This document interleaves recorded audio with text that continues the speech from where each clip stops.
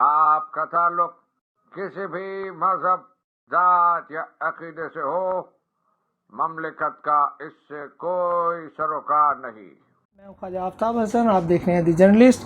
آج ہم شعبہ صحافت کی ایک ایسی بلند پایہ شخصیت کے ساتھ بیٹھے ہیں کہ جن کا نام ہی ان کا تعارف ہے، اور وہ آج بھی اپنی اس ایج میں بھی نہ صرف متحرک ہیں بلکہ آزادی اظہار، آزادی صحافت کے لیے بہت بڑا کردار ادا کرتے ہیں۔ پاکستان میں انسانی حقوق کے حوالے سے ان کا بڑا معتبر نام ہے۔ میری مراد حسین نقی صاحب سے ہے۔ السلام علیکم سر، آپ کا بہت شکریہ سر، آپ نے وقت دیا۔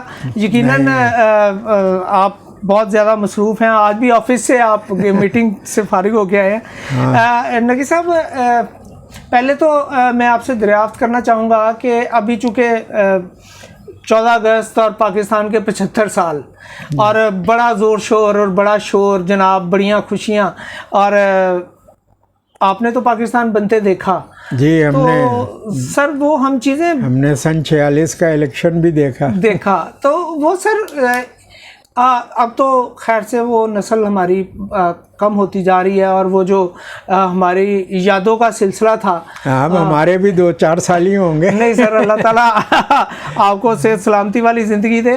آپ جتنے متحرک ہیں نا، ابھی آپ فکر نہ کریں۔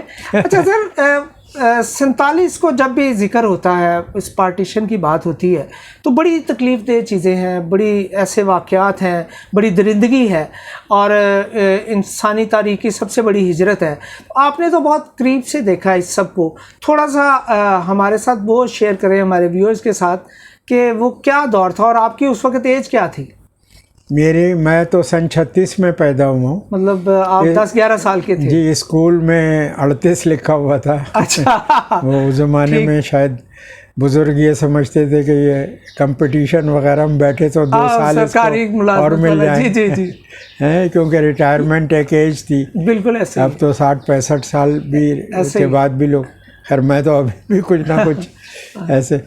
تو یادداشت میں میری سن 46 کا الیکشن بہت واضح طور پہ ہے۔ اچھا، ویسے تو مجھے سن 44 کا بھی یاد ہے کچھ نہ کچھ، جب ابھی آپ سمجھ لیجئے 4 اور 8 سال کی، بالکل، لیکن سن 46 بہت کلیئرلی مجھے یاد ہے۔ مجھے جب جیسے ہی آپ نے ذکر کیا ہے نا، تو مجھے یاد آ جاتا ہے کہ ڈولیاں ہیں، اور ڈولیوں کے اوپر مختلف جھنڈوں کے نشان ہیں۔ مثلاً چاند ستارہ ہے، جی، یہ مسلم لیگ کا نشان تھا۔ جی، ہم چونکہ لکھنؤ میں تھے، میری ابھی بھی ڈیوائیڈڈ فیملی ہے، اور وہاں پہ ہمارا محلہ جو تھا وہ تقریباً سب مسلمانی تھے۔ وزیر گنج ابھی بھی اس میں کافی ابھی بڑا معروف علاقہ ہے۔ جی، وزیر گنج، گولا گنج، مقبرہ جناب عالیہ، یہ علاقہ جو ہے، تو وہاں پر ظاہر ہے کہ ایسی خواتین جنہوں نے کبھی ووٹ نہیں ڈالا تھا، ووٹ ڈالنے کے لیے نکلی، کیونکہ گھر والے یہ چاہتے تھے، بچے خاص طور سے یہ چاہتے تھے کہ ضرور جس کا ووٹ ہے بنا ہوا وہ، کیونکہ آپ کو علم میں ہوگا کہ اس وقت فرینچائز لمیٹڈ تھا، یعنی محدود تھا۔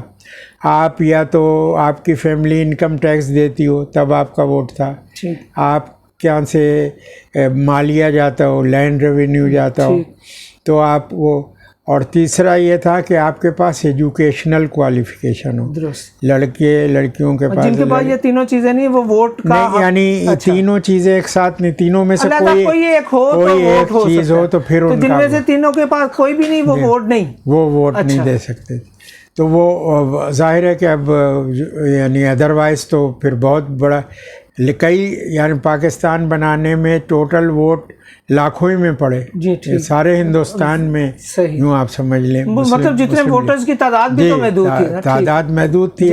جگہ مسلمانوں میں خاص طور سے تعلیم کی کمی اور غیر مسلموں میں بھی تھی، لیکن مسلمانوں میں یہ سب چیزیں زیادہ تھیں، تو اس لیے بہت زیادہ اس پہ زور تھا کہ بھئی جس کے پاس بھی ووٹ ہو۔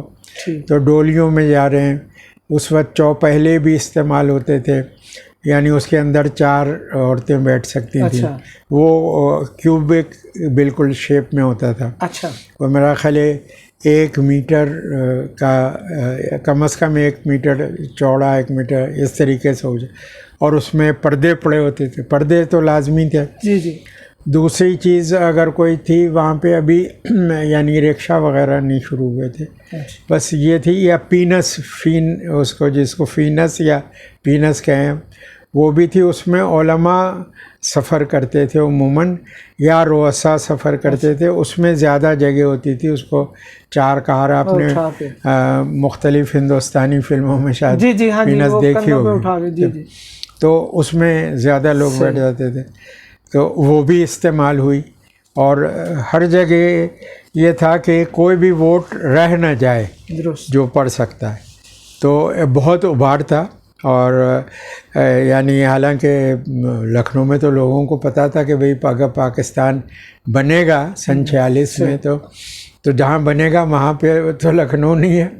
اگرچہ بہت ساری کہانیاں شروع ہو گئی تھیں کہ نہیں ایک کوریڈور ہوگا جو لاہور سے چلے گا تو ڈھاکہ تک جائے گا، اور اس کے بیچ میں لکھنؤ بھی آ جائے گا. اچھا، اپنے اندازے یا خوش فہمیاں. ایک اور گروپ تھا جو کہتا تھا کہ اودھ کی ریاست واپس ہوگی، جیسے یہاں قلات نے تو خیر دعویٰ بھی کیا تھا، اور قائد اعظم ان کے وکیل تھے.